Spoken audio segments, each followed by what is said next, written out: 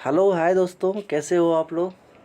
आज मैं तीसरा वीडियो लेके आया हूँ फिजिक्स के न्यूमेरिकल्स का, जो कि मैक्सिमम क्वेश्चंस पूछे जाते हैं एग्ज़ाम में, चाहे वो ग्रुप डी हो या रेलवे एनटीपीसी का एग्ज़ाम हो। तो उसमें आपको एक या मैक्स दो से ज़्यादा भी क्वेश्चंस पूछे जाते हैं। तो न्यूमेरिकल्स देखते हैं कैसा न्यूमेरिकल्स आता है। तो पहला नंबर क्वेश्चंस आपका कहता है कि 10 ओम, 8 ओम और 7 ओम के तीन प्रतिरोध को श्रेणी क्रम में जोड़े जाते हैं, तो परिपथ में प्रभावी प्रतिरोध डैश होगा। जब भी आपको श्रेणी क्रम में जोड़ने की बात कहा जाए तो सिंपल सा काम करना है। समतुल्य प्रतिरोध या प्रभावी प्रतिरोध निकालने के लिए आपको जितने भी प्रतिरोध दिए जाते हैं सभी को सीरीज में रहता है तो ऐड कर देना है। जैसे आप मान के चलिए मैं एक प्रभावी प्रतिरोध R मान लेता हूँ, तो इसमें इसका प्रभावी प्रतिरोध का फॉर्मूला होता है R1 plus R2 plus R3। ठीक है, ये होता है। अब आप इसको सिंपल ऐड कर लीजिए। पहला दिया है 10 ओम, दूसरा दिया है 8 ओम और तीसरा दिया हुआ है 7 ओम। तो अब आप इसको ऐड कीजिए, 10, 8, 18 और 7, 25 ओम। ये आपका आंसर निकल के आ गया, option number B. That is right answer, option B. चलिए अब हम लोग नेक्स्ट क्वेश्चन पे चलते हैं। नेक्स्ट क्वेश्चन कहता है potential energy is equal to. अब पोटेंशियल एनर्जी तो आप लोग अच्छी तरह से जानते हैं। पोटेंशियल एनर्जी किसको कहते हैं? हिंदी में कहे तो स्थितिज ऊर्जा होती है, और इंग्लिश में पोटेंशियल एनर्जी। एनर्जी दो टाइप का, एक पोटेंशियल एनर्जी और दूसरा काइनेटिक एनर्जी। इसमें पोटेंशियल एनर्जी, अगर आपको काइनेटिक एनर्जी कहा जाए, अगर आपको काइनेटिक एनर्जी कहा जाए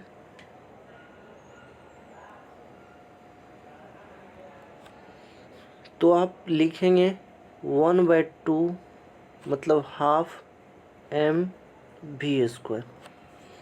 अगर पोटेंशियल एनर्जी कहा जाए तो आप लिखेंगे mgh। यही तो पोटेंशियल एनर्जी होता है, इसी को बोलते हैं स्थितिज ऊर्जा, इसी को बोलते हैं स्थितिज ऊर्जा। तो आपको पता होगा कि इसमें आंसर कौन सा होगा, तो ऑप्शन नंबर सी। इसका आंसर हो गया ऑप्शन सी। चलिए नेक्स्ट क्वेश्चन पे चलते हैं। तीसरा क्वेश्चन कहता है 25 डिग्री सेल्सियस पर हवा में ध्वनि की गति डैश होती है। तो 25 डिग्री सेल्सियस पर हवा में ध्वनि की गति पूछा गया। तो 25 डिग्री सेल्सियस पर, अब 0 डिग्री सेल्सियस पर 0 डिग्री सेल्सियस पर ध्वनि की गति पूछा जाता है, तो आप बताते हैं 332 मीटर। 0 डिग्री सेल्सियस पर बताते हैं कि 332 मीटर प्रति सेकंड। और यहाँ 25 डिग्री सेल्सियस पर हवा में ध्वनि का गति पूछा जाए तो आप लिखेंगे इसका सही आंसर होगा 346 मीटर प्रति सेकंड।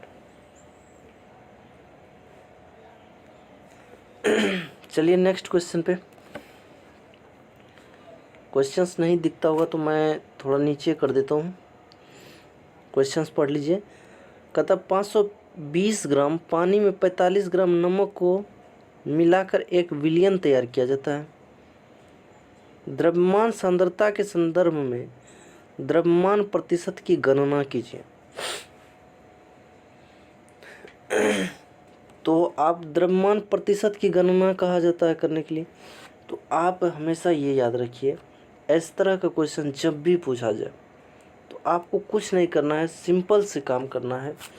25 पहले आप देख लीजिए, द्रव्यमान सांद्रता के संदर्भ में द्रव्यमान प्रतिशत की गणना करने के लिए कहा जाता है, तो लिख लीजिए द्रव्यमान प्रतिशत। अब देखिए कितना नमक मिलाया जा रहा है, तो 45 ग्राम।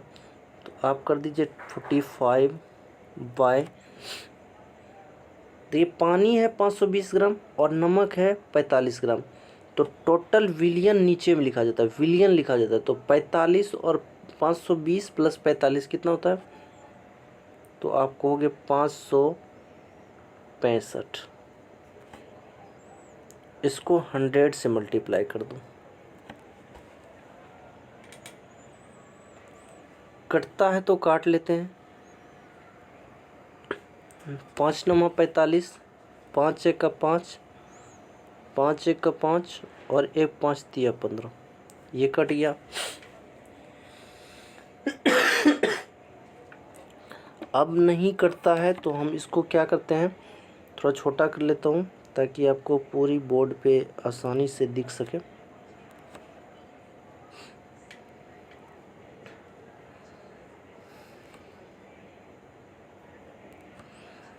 अब इसको हम लिख सकते हैं 900/113। अब इसको आप काटिए। अगर आप इसको काटते हैं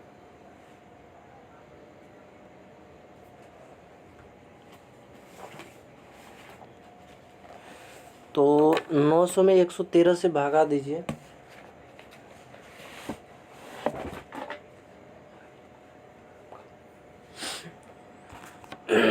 दीजिए दोस्तों, भागा कितना बार में कटता है,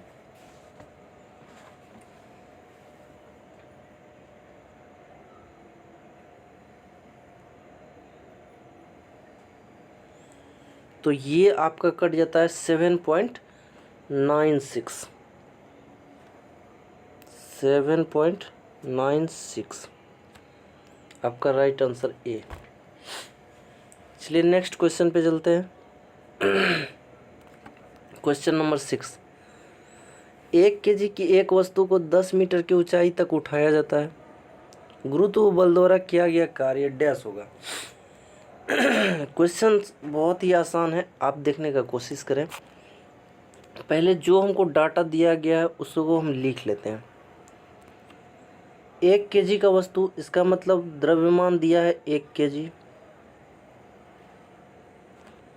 उसके बाद दिया है 10 मीटर की ऊंचाई तक उठाया जाता है, इसका मतलब हो गया क्या, h दे दिया है 10 मीटर। गुरुत्व बल द्वारा किया गया कार्य क्या होगा, आपको g ऑलरेडी दिया हुआ है 9.8। तो किया गया कार्य आप यहाँ लिखिए W = mgh। m दिया है 1 kg, g दे दिया है 9.8 और h दे दिया है 10। आप इसको आसानी से काट सकते हैं, पॉइंट हटाइएगा तो 10, ये कैंसिल, इक्वल टू 9.8। यही तो आपका आंसर हो गया 9.8 जूल। और सॉरी 9.8 नहीं, सॉरी 9.8 नहीं, 98 जूल, यही आंसर हो गया आपका। चलिए नेक्स्ट क्वेश्चन पे। कहता निम्नलिखित में से कौन सी गुरुत्वीय स्थिरांक g की एक इकाई है। आप जानते होंगे g की इकाई क्या है, न्यूटन मीटर स्क्वायर प्रति केजी स्क्वायर। चलिए नेक्स्ट क्वेश्चन पे। कहता है एक current of 2 ampere is maintained in A resistor of 5 ohm, the amount of charge that flow through the resistor in 1 minute is. कहता है इसमें भी देखिए आपको I दे दिया है, current 1 ampere, maintained in A resistor of 5 ohm, आपको resistance दे दिया है 5 ohm, the amount of charge that flow through the resistor in 1 minute, और टाइम दे दिया है 1 मिनट। आप इसको सेकेंड में चेंज कर लें 60 सेकेंड, इतना चीज़ दिया हुआ है। आपको पूछा क्या जा रहा है, चार्ज Q = IT होता है। Q equal to I T. I का वैल्यू आपको दिया हुआ है 1 और टी का वैल्यू दे दिया है 60। आप कह सकते हैं 60 कूलम। यही आपका आंसर हो जाएगा, option number A. Next question कहता है 220 वोल्ट वोल्टेज आउटपुट वाले जनरेटर को 1100 वाट की पावर वाली मोटर से जोड़ने पर प्राप्त होने वाली विद्युत धारा की गणना कीजिए। इसमें 220 वोल्टेज आउटपुट वाले जनरेटर को 1100 वाट की पावर वाली मोटर से जोड़ने पर प्राप्त होने वाली विद्युत धारा की गणना कीजिए। इसमें आपको विद्युत धारा पूछा जा रहा है। आप देखिए दोस्तों, इसमें दिया क्या है। V तो आपको दे दिया है 220 वोल्ट और P दे दिया है 1100 वाट। आप सोचिए कि इन दोनों चीज़ के देने से कौन सा फॉर्मूला हम लगाए ताकि हमको विद्युत धारा आसानी से निकल सके।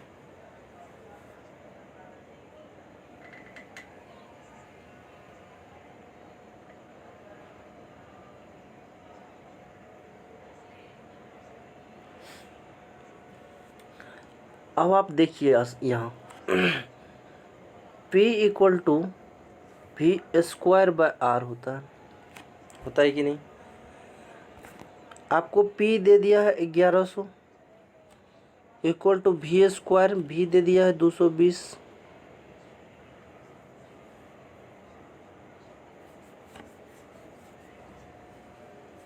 इंटू 220।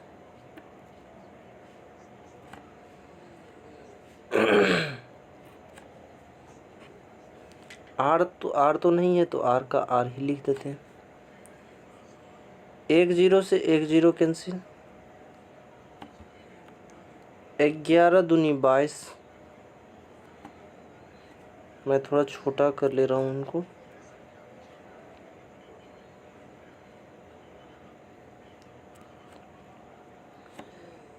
तो R equal to cross multiply करेंगे तो R इक्वल टू 22 दूनी 44। R तो निकल गया 44।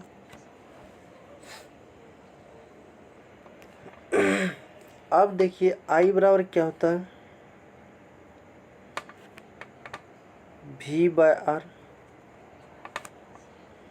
V है आपको दिया हुआ 220 और R दिया है 44।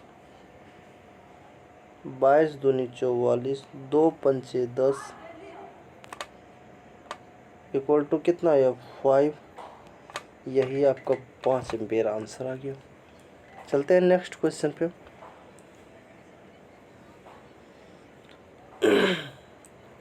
क्वेश्चंस कहता है द्रव्यमान 10 kg का एक ब्लॉक समान रूप से अपनी प्रारंभिक अवस्था से 20 सेकेंड में 2 मीटर प्रति सेकेंड की गति तक बढ़ता है। 0 से 20 सेकेंड में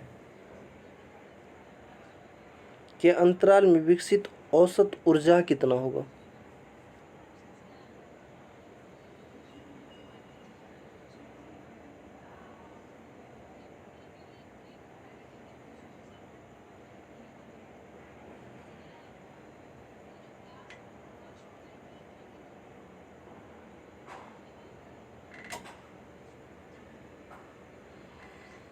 तो दोस्तों आप लोग ट्राई कीजिए, फिर मैं बनाता हूँ।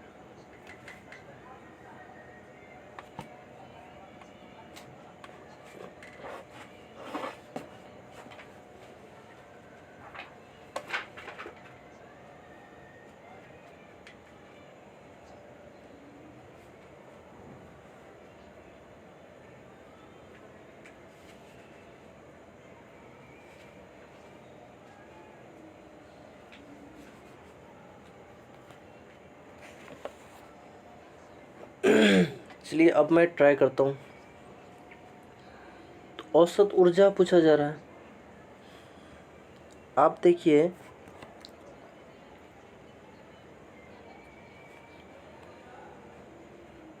पी मतलब पावर बराबर क्या होता है, W/T, या इसी को हम लिख सकते हैं KE/T लिख सकते हैं। अब बताइए दोस्तों, KE का फॉर्मूला क्या मैंने बताया था, 12 mv²/T, इतना तो लिख सकते हैं।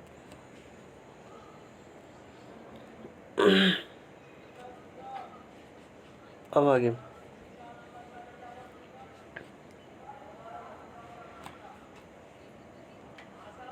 हाफ इंटू m का वैल्यू कितना दिया है, 10 इंटू v का वैल्यू दिया है 2 मीटर प्रति सेकेंड। तो हम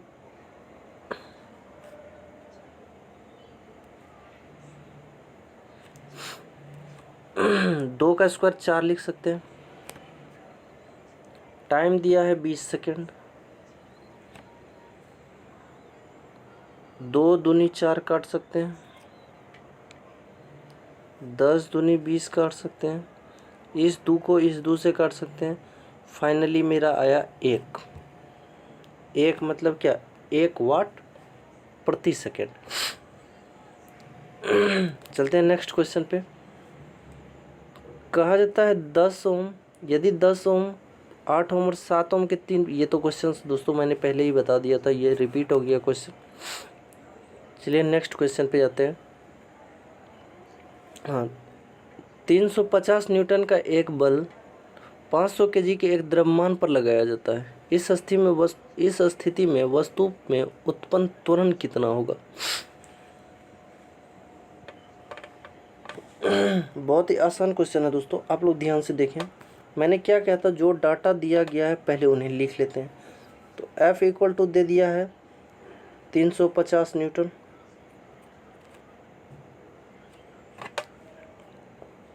और M इक्वल टू दे दिया है 500 केजी। तो पूछा जा रहा है त्वरण क्या हो गया। तो आप लोग को ये तो पढ़े होंगे कि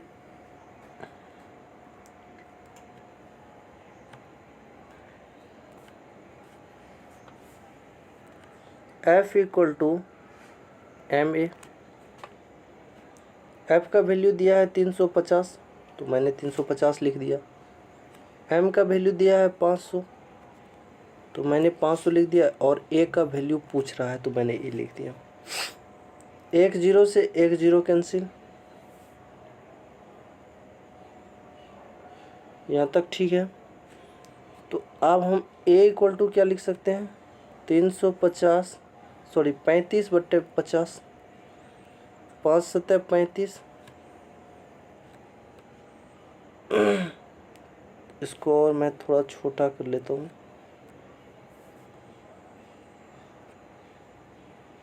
अब आप लोग का स्पष्ट दिखा जाएगा। A इक्वल टू क्या हुआ, 7/10, इसी को लिख सकते हैं 0.7। यही आपका आंसर आ गया 0.7। त्वरण है तो मीटर प्रति सेकंड स्क्वायर होता है, सब तो दिया हुआ 0.7 में, लेकिन ये मीटर प्रति सेकंड में दिया है, ये मीटर सेकंड स्क्वायर में दे दिया। लेकिन होता है क्या कि मीटर प्रति सेकंड स्क्वायर, तो ये मेरा ऑप्शन डी आंसर हो जाएगा। चलिए मैं नेक्स्ट क्वेश्चन पे चलता हूँ। फिर कहता है पोटेंशियल एनर्जी, ये भी पहले ही बता दिया है मैंने। चलिए नेक्स्ट क्वेश्चन, ये भी हो गया है दोस्तों। कुछ क्वेश्चंस रिपीट हो गए थे, इसलिए आज तक यहीं तक। आप लोगों को कैसा लगा ज़रूर कमेंट्स में बताइएगा, और अच्छा लगे तो सब्सक्राइब कीजिए प्लीज़, और लाइक कीजिए। Thank you.